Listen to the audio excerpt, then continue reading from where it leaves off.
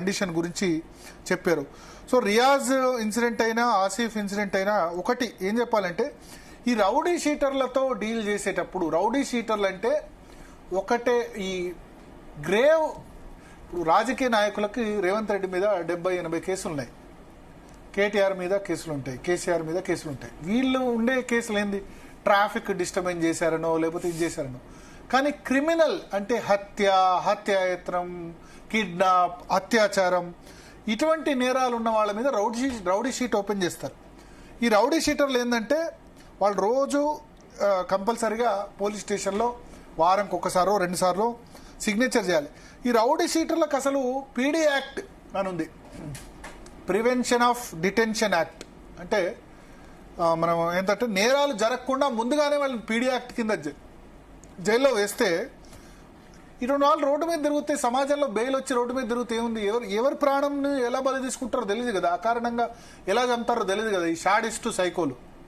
దీన్ని కులం మతం యాంగిల్లో అసలు చూడొద్దు. ఎందుకంటే తెనాలిలో గంజాయి స్మగ్లింగ్ సంబంధించి గుంటూరులో ఇన్సిడెంట్ అయితే పోలీస్ మీద అటాక్ చేస్తే మనం దాన్ని వైసీపీ ఏ విధంగా చేసింది చూసాం గుంటూరులో, గుర్తుందా మీకు? వాళ్ళు దెబ్బలు కొట్టిన వాళ్ళు, పోలీసులు దెబ్బలు కొట్టిన వాళ్ళు, ఎందుకంటే పోలీస్ మీదే గంజాయి మత్తులో అటాక్ చేశారు. సరే పోలీసు అటాక్ చేశారు, అదృష్టవశాత్తు ప్రాణాలు పోలేదు, కానీ ఆ పోలీస్ ప్రాణాలు కూడా పోయి ఉంటే అప్పుడేం జరిగి ఉండేది? వాళ్ళని ఎన్కౌంటర్ చేయమని అనేవాళ్ళ లేదా? కానీ ఆ తర్వాత ఏం చేశారు, ఆ దెబ్బలు తిన్న వాళ్ళు దళితులు అని చెప్పారు. సో నేరస్తులు అనేవాడికి కులం ఉంటుందా, మతం ఉంటుందా? ఇప్పుడు రియాజ్ అనేవాడికి మతం ఉంటుందా? రియాజ్ను మళ్ళీ ప్రతిఘటించింది ఆసిఫ్ కదా, ముస్లిం వ్యక్తే కదా. సో ఏ ముస్లిం కూడా బహుశా ఓన్ చేసుకోరు రియాజ్ను ఓన్ చేసుకుంటే ఆసిఫ్ను కూడా ఓన్ చేసుకోవాలి కదా. అక్కడ తెనాలిగట్టంలో బాధేసింది ఏంటంటే, తెనాలిగట్టంలో పోలీసులు వాళ్ళు చట్టాన్ని చేతిలోకి తీసుకున్నారు, రోడ్డు మీద కొట్టారు. కానీ ఏం జరిగింది, గంజాయి మత్తులో కానిస్టేబుల్ మీద అటాక్ చేస్తే కానిస్టేబుల్ తీవ్ర గాయాలయ్యాడు, బతికాడు. చనిపోయి ఉంటే అప్పుడు ఇట్లే గంజాయి మత్తులో చేసిన వాళ్ళు ఎన్కౌంటర్ అప్రిషియేట్ చేసేవాళ్ళు కదా, ఇప్పుడు ఎన్కౌంటర్ వ్యతిరేకించే వాళ్ళు లేరు కదా. అందుకని పోలీసుల మీద ఈ విధంగా విచ్చలవిడిగా అటాక్ చేసే వాళ్ళని పోలీసుల మీద కూడా అటాక్ చేయాలంటే ఎంత ధైర్యం కావాలి? ఫ్రెండ్లీ పోలీసింగ్ అంటే కేవలం ఎవరితో ఫ్రెండ్లీ ఉండాలి? యాక్చువల్లీ పోలీసులో కూడా ఒక తప్పు ఉంది. చదువుకున్న వాళ్ళతో, చట్టం తెలిసిన వాళ్ళతోనేమో ఫ్రెండ్లీగా ఉండరు, నేరస్తులతోనేమో ఫ్రెండ్లీగా ఉంటారు. నేరస్తులతో, రౌడీ షీటర్లతో కాదు ఫ్రెండ్లీ పోలీసింగ్ చేయాల్సింది. చదువుకున్న వాళ్ళు, చట్టం తెలిసిన వాళ్ళు చిన్న చిన్న తప్పుల విషయంలో పెద్ద పెద్ద చేస్తూ ఉంటారు. తప్పుల్లో కూడా చిన్న పెద్ద డిగ్రీస్ ఉంటాయి కదా. హత్యలు, అత్యాచారాలు, కిడ్నాప్ చేసిన వాళ్ళు రౌడీ షీటర్లతో మర్యాదగా ఉంటారు. లేకపోతే ఇతను బయట ఎట్లా తిరుగుతున్నాడు, ఈ రియాజ్ అనే వ్యక్తి 45-46 కేసులు ఉన్న వ్యక్తి అంత ధైర్యం ఎట్లా వచ్చింది పోలీసుని అటాక్ చేసే వ్యక్తి? అంటే అటాక్ చేసినా ఏం చేయలేరేనా? తప్పు కదా. సో దీన్ని ఇప్పుడు మానవ హక్కుల సంఘం విచారణకు తీసుకుంది. తెలంగాణ హ్యూమన్ రైట్స్ కమిషన్ దీన్ని విచారణకు తీసుకుంది. విచారణ జరుగుతుంది, ఎందుకంటే ఇప్పుడు ఎన్కౌంటర్ చేసిన వాళ్ళ పోలీసులు. కానీ నా అభిప్రాయం ఏంటంటే, మానవ హక్కుల సంఘం పని మానవ హక్కులు చేయాలి. ఇటువంటి ఇక్కడ పోలీసులు కూడా పూర్తిగా చట్టాన్ని చేతిలోకి తీసుకోకూడదు. కానీ నేను ఒకటి అడుగుతా ఏంటంటే, మానవ హక్కులు అనేవి మనుషులకు ఉంటాయి. రియాజ్ లాంటి వాళ్ళు మనుషుల కింద మనం లెక్క పెడదామా లేకపోతే మృగాల కింద లెక్క పెడదామా? ఒక తప్పు అంటే ఓకే, 2 తప్పులు అంటే ఓకే, 45 తప్పులు కూడా ఫాల్స్ కేసెసా? ఏమన్నా మిలియన్ మార్చి వేసి జైలుకు పోయినాడా, లేకపోతే తెలంగాణ ఉద్యమంలో రైలు రోకో వేసి జైలుకు పోయినాడా? 45 కేసులు అన్నీ ఇవే కదా. కిడ్నాపు, హత్యాయత్నం, అత్యాచారం ఇటువంటి వాళ్ళని కోర్టులు కూడా బెయిల్ ఇవ్వకూడదు. అన్ఫార్చునేట్లీ మన దగ్గర ఏంటంటే 100 మంది దోషులు విడుదలైనా పర్లేదు, ఒక నిర్దోషి జైలు శిక్ష పడకూడదు అని మన దగ్గర ఒక చట్టం ఉంది. దాని ప్రకారం బెయిల్స్ ఇటువంటి వాళ్ళకి చాలా ఈజీగా వచ్చేస్తున్నాయి. బెయిల్ వస్తేంది, వాడు సమాజంలో వాడు మళ్ళీ ఏం క్రైమ్ చేస్తాడో తెలీదు. పోలీసు అసలు నేను దాడి చేస్తే మళ్ళీ అన్న విచక్షణ కూడా లేకుండా చేసి ఒక నిండు ప్రాణం బలైంది.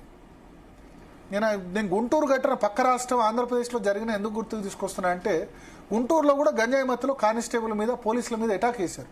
పోలీసుల మీద అటాక్ చేయాలంటే ఎంత దమ్ము ఉండాలి? ఓకే, పోలీసు అటాక్ చేశాడు అనుకోండి, ఫస్ట్ ఏదైనా చిన్న విషయంలో, లేకపోతే కొట్టాడు అనుకోండి, మన లాకప్ డెత్ అయింది అనుకోండి, లేకపోతే ఏదైనా మహిళ మీదనో లేకపోతే పురుషుడి మీద 3rd డిగ్రీ ఇచ్చాడు అనుకోండి, అది తప్పు.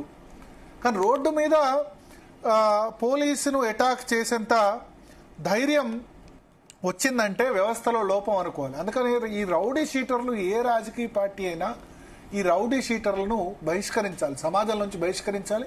వాళ్ళు లోపల ఉండాలి, జైల్లో ఊచలెక్క పెట్టాలి, వాళ్ళ కోర్టులు కూడా బెయిల్ ఇవ్వకూడదు. సో ఇట్లా ఫ్రెండ్లీ పోలీసింగ్ అనేది దయచేసి పోలీసులు రౌడీలతో వద్దు, మీరు రివర్స్ చేస్తున్నారు. చదువుకున్న వాళ్ళతో, చట్టం తెలిసిన వాళ్ళతో ఫ్రెండ్లీ పోలీసింగ్ చేయట్లేదు, ఈ వీళ్ళతో చేస్తున్నారు. దీనివల్ల ఈ సమస్య.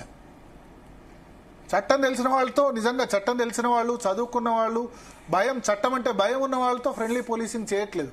పోలీస్ స్టేషన్ వెళ్తే కొన్ని సందర్భాల్లో కూర్చోవడానికి కూడా అక్కడ ఉండదు. అంటే పోలీస్ స్టేషన్లో కంప్లైంట్ చేయడానికి వచ్చిన వాడే నేరం చేసిన వాళ్ళలాగా ఫీల్ అయ్యే పరిస్థితి ఉంటుంది. అట్లా కాకుండా విక్టిమ్ వేరే విధంగా చూడాలి, అక్యూజ్డ్ నిందితుడిని వేరే విధంగా చూడాలి. అప్పుడు సరైన న్యాయం జరుగుతుంది. ఏదేమైనా సెల్యూట్ ఇటువంటి పోలీసులకు, ప్రమోద్ లాంటి పోలీసులకు సెల్యూట్. మనం ఆర్మీ, నేవీ, ఎయిర్ ఫోర్స్ సంబంధించి డెఫినెట్గా వాళ్ళకి గుర్తింపు ఉంది. కంపేర్ చేయడం కూడా కరెక్ట్ కాదు. ఆపరేషన్ సింధూర్లో అమరులైన వాళ్ళకి ఎట్లా నివాళులు అర్పించామో ఇలాంటి పోలీస్ అమరులవీరులకు కూడా మావోయిస్ట్ వైలెన్స్లో, మావోయిస్టులకు సంబంధించి మందుపాత్రలో చాలామంది చనిపోయారు. పోలీస్ స్టేషన్ల మీద దాడి చేసి మావోయిస్టులు పోలీసులు చంపిన సందర్భాలు ఉన్నాయి. పోలీసులు వాళ్ళకేం వ్యక్తిగత కక్ష లేదు కదా మావోయిస్టుల మీద, ఎవరి గురించి, ప్రజల గురించే కదా ప్రాణాలు అర్పించిన వాళ్ళు. మన రాష్ట్రంలో, ముఖ్యంగా 2 రాష్ట్రాల్లో, తెలంగాణ కానీ మన తెలుగు రాష్ట్రాల్లో చాలామంది మావోయిస్ట్ వైలెన్స్లో చనిపోయిన పోలీసులు ఉన్నారు. పోలీస్ కుటుంబాలు నాకు తెలిసినవి ఉన్నాయి. ఇప్పుడు ₹1 పరిహారం ఇచ్చారు, కానీ అప్పట్లో అంత లేదు. వాళ్ళ కుటుంబాలు సెటిల్ కాలేదు, ఉద్యోగాలు రాని కుటుంబాలు కూడా చాలా ఉన్నాయి. దయచేసి కొత్త డీజీపీగా శివధర్ రెడ్డి అయ్యారు కాబట్టి, గతంలో మావోయిస్ట్ వైలెన్స్తో చనిపోయి ఉద్యోగాలు రాని వాళ్ళు, ఎలిజిబిలిటీ లేదు ఆ సమయంలో, వాళ్ళ పిల్లలకి మైనారిటీ తీరలేదనో వేరే కారణంతో రాని వాళ్ళు ఉన్నారు. వాళ్ళని ఆదుకోవాలి. అప్పుడు పరిహారం చాలా తక్కువ, 2 లక్షలు 3 లక్షలు వచ్చేది. ఇప్పుడు ₹1 పరిహారం, మంచి పరిహారం ఇస్తున్నారు. ఎవరైనా ప్రాణాన్ని తీసుకురాలేగలరు మళ్ళీ, కానీ అట్లీస్ట్ ఆ కుటుంబానికి భరోసా దొరకాలి. అండ్ ఇటువంటి రౌడీ షీటర్స్ మాత్రం ఏ పొలిటికల్ పార్టీ, ఏ రాజకీయ నాయకుడు సమర్థించకూడదు. వాళ్ళ మీద రౌడీ షీట్ ఎత్తేమని చెప్పి. సో డెఫినెట్గా ఒక బాధాకరమైన అంశం ప్రమోద్ సంబంధించి.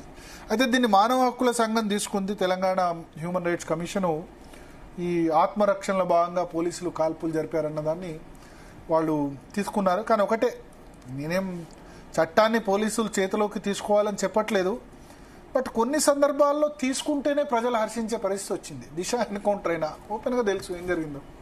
అటువంటి వాళ్ళని కొద్దిమంది అన్నారు, అది జరిగిన తర్వాత వాళ్ళని చట్టం ముందు నిలబెట్టి ఉంటే 15 సంవత్సరాలు మేపు పెట్టాలి. ఎందుకంటే మినిమం 3-4 వాళ్ళకి శిక్ష పడేందుకు 4-5 సంవత్సరాలు అవుతుంది. బిర్యానీలు పెట్టాలి వాళ్ళకి జైల్లో, జైలు మాన్యువల్ ప్రకారం వెళ్ళాలి. అట్లానే జస్టిస్ చేతిలోకి తీసుకోవడం తగదు. కొన్ని సందర్భాలు ఏంటంటే పోలీసులు చట్టాన్ని చేతిలోకి తీసుకొని నిర్దోషుల్ని కూడా కాల్చి చంపేందుకు అవకాశం ఉంటుంది, దోషి కాని వాళ్ళు. దిశ ఇన్సిడెంట్లో క్లియర్గా తెలిసిపోయింది ఎవరు నేరం చేశారు. ఇంకోటి ఏమంటా అంటే పోలీసు కానిస్టేబుల్స్కి